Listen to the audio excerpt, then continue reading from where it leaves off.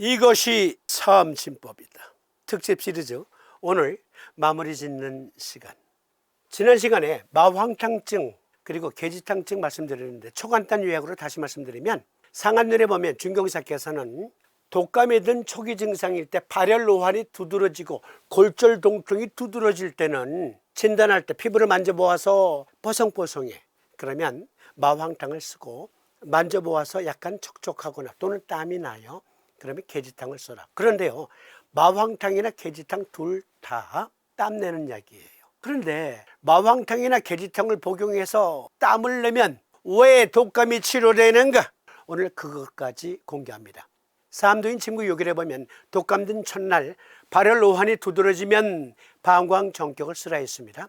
그런데 사암침 의학관으로 보면 고열일 때는 방광정격을 쓰면 열이 내리면서 독감이 치료됩니다. 그러나 상대적으로 마일드하면서 폐질환이 두드러져요. 그럴 경우에는 폐정격 쓰거든요. 폐정격은 태백퇴원 보하고 소부오제를 사합니다. 황제내경 침술은 이런 것이니라. 제1장 1조에 따르면 그 경맥의 경기가 약해서 생긴 병은 경맥의 허증이라 하고 그 경맥의 경기가 실해서 생긴 병은 실증이라 한다. 따라서 경맥이 허할 땐 보법을 쓰고 경맥이 실할 땐 사법을 써라. 원칙은 허복이모 실사기자. 한의학 대사전에 황제내경 1장 1조의 내용을 아주 일목요연하게 잘 말해주고 있습니다. 다시 인용합니다. 경맥들은 자체의 순행 부위가 있고 일정한 장부 기관들과 연계되어 있다. 이 경맥을 통하여 그 경기가 해당 장부 및 기관들에 가서 정상적인 기능을 유지하게 하며 온몸을 하나의 통일체로 연결시켜주는 기능을 수행한다. 각각의 12경맥은 특유의 경기라는 게 있어요. 그 경기로 그에 속한 장부들의 정상적인 기능을 유지하게 한다 했어요.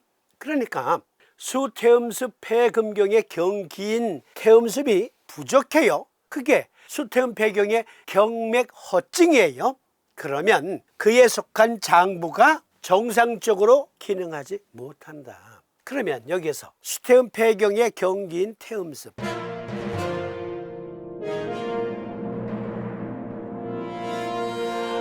상한론에 준경사께서는 마황탕이나 계지탕을 써야 될 증을 가리켜 태양표부에 생긴 병이라 그랬어요. 표증이라 그랬어요. 이 그림 잘 봐주세요.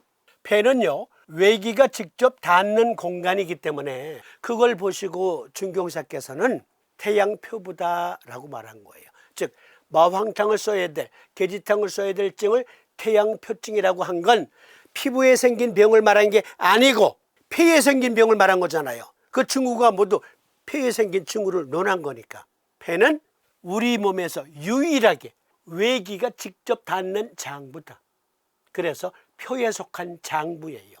그리고 표에 속한 장부인 폐에 생긴 병이니까 그걸 태양표증이라고 한 겁니다. A와 B를 나누어서 보십시다. A, 코, 비강, 편도, 기관지, 모세기관지, 폐포 등의 경로로 외기가 들어오는데 내부에서 또 폐로 유입되는 물질들이 있어요. 탈산소화된 정맥피, 그리고 전신을 촉촉히 적시고 청소하고 쇄골화 정맥으로 들어온 림프액. 이것은 둘 다 우심방, 우심실을 거치면서 믹스가 돼요. 그리고 폐로 유입되죠. 그리고 그것은 산소를 머금은 동맥혈로 바뀌어서 또 심장을 통해서 전신에 분포됩니다. 이 그림, 폐에 비호흡기 기능이 있습니다. 외기 중 오염물질을 제거하고 정맥, 림프를 통해 유입된 오염물질을 제거하고 면역세포를 통해서는 암세포, 바이러스, 세균, 곰팡이 등을 제거하고 케미컬 작용으로는 혈전을 녹여서 분해하고 섬유소 등등 외인성, 내인성 밀입자 분해 및 제거를 합니다. 이 그림 잘 봐주세요. 여기 보시면 폐 속에는요, 기관지서부터 폐포에 이르기까지 상피세포는 점막층으로 구성되어 있어요. 그리고 점막층에는 점액이라는 담요가 덮고 있어요. 배상세포, 술잔처럼 생긴 세포에서 점액이 분비됩니다. 배상세포, 즉 술잔세포에서는 점액이 분비되고, 그런데 그 점막에는 또 터럭이 있잖아요. 터럭, 선모세포.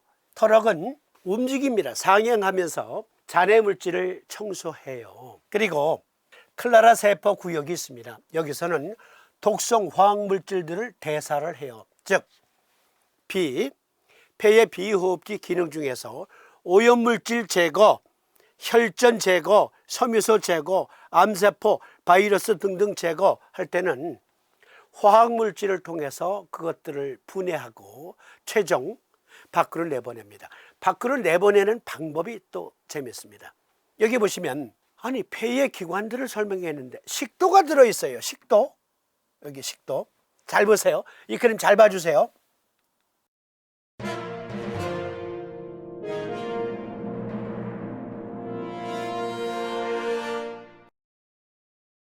여러분 한번 생각해 보세요.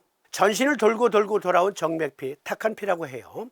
그리고 전신을 돌고 돌다가 들어온 폐로 유입된 림프액, 탁한 물질이에요. 그걸 필터링을 한단 말이에요. 필터링해서 외인성, 내인성 미립자들을 전부 분해해서 그걸 최종적으로 어떻게 버리냐면 이걸로 버리는 거예요. 식도로, 이 경로로. 이렇게 청소하는 거예요. 내인성, 외인성 미립자들은 필터링해서 녹인 다음에 가래에 믹스시켜서 뱉어내거나 삼키게 한다. 수테움스 폐금경의 경기 그렇습니다. 폐각 내에 점막층에서 벌어지고 있는 수많은 면역 활동과 그리고 내인성, 외인성 미립자들을 용해시켜서 습의 일종인 가래에 믹스시켜서 내버린다. 이 그림 잘 봐주세요. 폐각 내의 점막층에는 수많은 면역 세포들과 그리고 화학적인 기능을 수행하는 각각의 세포들이 상주해 있다. 이걸 가리켜 태음습 면역, 즉 수태음습 폐금경의 경기는 태음습이다. 그 태음습을 오늘날 모던한 표현으로 바꾸면 휴모럴 이뮤니티, 즉 체액성 면역이라 한다. 그러면 이제 결론, 토생금 원칙에 따라서 즉 내경, 침술이란 이런 것이다. 그 경맥이 허에서 생긴 병은 허즉보기모라는 원칙을 적용해서 침을 놓아라 했는데 폐가 지금 허에 빠졌는데 비장의 도움을 구하라 했으니까 태백이라는 혈을 보하고 태연이라는 신하에 해당하는 혈을 보했잖아요. 그러면 비장은 폐의 어미로서의 자격이 있는가? 이 그림 잘 봐주세요. 이 그림 한 장으로 다 설명됩니다. 먼저 이 그림 보시면 바구스 너브, 미주신경 라인을 통해서 폐, 심장, 비장, 간, 신장, 위장, 소장, 대장 다 연락이 돼요. 여기 보시면 수태음 폐경의 유주로 수태음 폐경은요 중환혈을 반드시 거쳐 올라가요. 이 그림 잘 봐주세요. 중환혈전은 셀리악 갱글리온이라는 위치와 정확하게 일치해요. 2004년에 발표된 경락의 진실을 그 실체를 밝힌 서울대 소광섭 교수팀에서 논문에서 말하기를 살아있는 토끼의 중환혈에 특수 염료를 주사를 하니까 그것이 비장으로 흘러 들어가더라 했어요. 중환혈은 비장과 연락된 경혈입니다. 그런데요 중환혈 즉 셀리악 갱글리온에서 소장, 대장, 간, 신장, 위장, 심장 그리고 폐로 연락이 돼요. 최종 뇌와 또 연락이 되는데 뇌와 비장이 상호 연결 축으로 통신을 하거든요. 그것을 가리켜 브레인 스플린 악시스라고 하거든요. 이 축을 통해서 비장은 폐, 심장, 신장, 위, 소장, 대장, 간 등등의 면역을 또 담당해요. 면역 세포들을 공급해요. 여기 보세요. 이 그림. 여기 반달 그림. 비장에서 수많은 면역 세포들을 이 기관들에 보내요.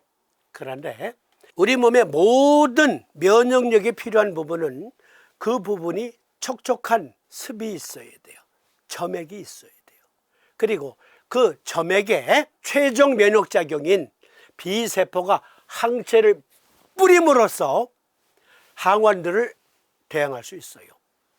그 B세포가 촉촉한 곳에 항원들을 쫙 뿌리는 것을 가리켜 그렇습니다. 휴모럴 이뮤니티. 이게 태음습이에요.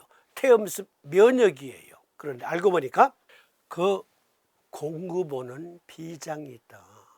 비장은 폐에 어미로서의 자격이 있다. 이건 이제 일단 확정 지어 놓고 확실하게 증거하면서 명나라 때 고무 선생은 폐허증일 때 태백과 태연을 보호했어요. 그런데 병이 안 나. 고무 선생의 침구치형 이후로 더 이상 오행침법을 연구하는 학자가 없어요. 그래서 연구가 안 돼 있고요. 아니, 오행침법이 뭔지도 몰라요. 중국에서는. 바이두, 중국의 최대의 검색 사이트 바이두에 들어가서 오행침법 하면은 저 밑에 버전에 보면 한국에 삼침법이라는 게 있어. 그게 오행침법이기도 하지. 뭐 그런 류의 이야기만 나와. 그들은 오행침법 포기했고요. 그들은 경맥보사법 안 써요. 몰라요. 우리만 쓰는 거예요. 그러면 고무선생 그리고 그 이전에 수많은 중국의 학자들이 놓친 것, 지난 시간에도 말씀드렸지만 허보기모 원칙에 따라서 작용타경의 토혈을 보한들, 금은 불로 녹이잖아요. 불로 금을 녹이는 화극금의 상태가 계속 증폭되고 있는 한 안 낫겠구나. 오로지 삼도인만 깨달았다고요. 그러면 화극금의 상태가 독감 걸렸을 때 어떻게 실제하는지 보십시다. 화극금의 의과학적인 근거, 삼도인은 무엇을 보신 걸까요? 미국 국립보건원의 의학 논문 데이터에 들어가니까 한 논문에서 인플루엔자 바이러스 감염은 인간 소기도 상피세포에서 ACE2 발현 및 배출을 증가시킨다. 사스코브2 바이러스가 들어왔어요. 그러면 ACE2와 결합이 돼요. 그리고 폐각내로 침투합니다. 점막층을 뚫고 들어가요. 감염이 되죠. 그런데 IAV, 이것은 인플루엔자 A 바이러스, 즉 이 논문에서는 인플루엔자 A 바이러스를 가지고 연구한 거예요. 인플루엔자 A 바이러스가 폐각내로 들어왔어요. 클론이 만들어져요. 이 클론이 다른 세포로 들어갈 때, 또 이것이 폐각내로 들어올 때도 마찬가지고 ACE2와 결합을 하더라. 그런데 독감 감염 시 수많은 환자들을 대상으로 임상을 해보니까 ACE2가 증폭되더라. 레닌 엔지오텐신 알도스테론 시스템, 제가 여러 번 말씀드렸죠. 거기에서 엔지오텐신 1을 엔지오텐신 2로 변환시키는 게 폐에서 엔지오텐신 컨버팅 엔자임, 줄여서 ACE라는 것으로 엔지오텐신 1을 분해한다고 했잖아요. 효소 촉매작용으로. 그건 그냥 ACE. 그런데 ACE2는 ACE의 과분비를 견제하는 역할을 해요. 엔지오텐신 컨버팅 엔자임이 너무 과잉 분비가 되면, 그러면 혈압이 높아지고 심박동이 빨라지면서 심부전이 와요. 그래서 심장은 자체 보호를 위해서 ACE2로 ACE를 견제합니다. 이게 화극금이에요. 평소에 화극금. 그것이 무조건 나쁜 게 아니에요. 화극금이 적절하게 견제되어야 폐가 건강해지고 심장도 건강해져요. 그런데 독감에 걸린 환자, ACE2가 너무 많이 증폭되더라. 그러니까 아무리 어미의 도움, 즉 비장의 도움을 받아서 면역력을 강화한들 인플루엔자 바이러스가 ACE2가 많으면 많을수록 폐강으로 들어가기가 더 용이하지요. 아니, 거금 450여 년 전에 우리 사부님은 어떻게 하셨을까? 인플루엔자 바이러스 감염은 인간 기도 상피세포에서 ACE2 발현 및 배출을 증가시킨다. 환자들을 살펴보니 많은 환자들이 폐강 내에 ACE2가 너무 많더라. 그래서 인플루엔자 바이러스들이 폐강으로 침투가 용이하더라. 화극금이 이런 거예요. 스테엄스 폐금경에서의 화극금. 그러니까 독감일 때 폐정격을 쓰면 비장의 면역 지원을 지원대로 받으면서 ACE2의 증폭을 또 견제함으로써 폐의 항상성 유지력이 발휘되도록 하는 거죠. 그리고 초두에 말씀드렸던 것, 마왕탕, 계지탕을 먹으면 땀이 나요. 어떻게 그게 독감 치료제예요. 그렇습니다. 마왕탕 게지탕을 먹으면 피부에 땀이 났어요. 그러면 저 안에 우리 몸에 모든 점액층에서도 땀이 나요. 땀이 나니까 그 땀, 즉 점액이 증폭되니까 면역세포들이 활발하게 작용하는 거죠. 결론, 즉 마왕탕 게지탕 먹고 땀 낼 때 독감이 낫는 과학적인 근거 결론, 피부에 땀 나듯 폐에서도 땀이 난다. 그 땀은 점액 증가, 점액이 증가될 때마다 면역세포들은 정상적으로 활동하지요. 그런데 화극금의 원칙까지는 적용이 안 된 거지. 상생제는 거의 보하며 상극제는 반드시 사하며 폐정격증의 의과학적인 근거, 이렇게 증거됩니다. 이것으로 이것이 사암진법이다 특집 시리즈 마칩니다. 아니 12경맥 다 안 하고 그건요 기초 시리즈 왕초보 시리즈에 다 올라가 있어요. 그거 다시 확인하세요. 그리고 진도는 진도대로 나가야죠. 사암심 아카데미 삼도인 침구교교를 의과학적으로 분석해보는 시간, 다음 시간은 제7장 화열문. 오늘 시간 여기서 마칩니다. 시청해 주심에 감사드립니다.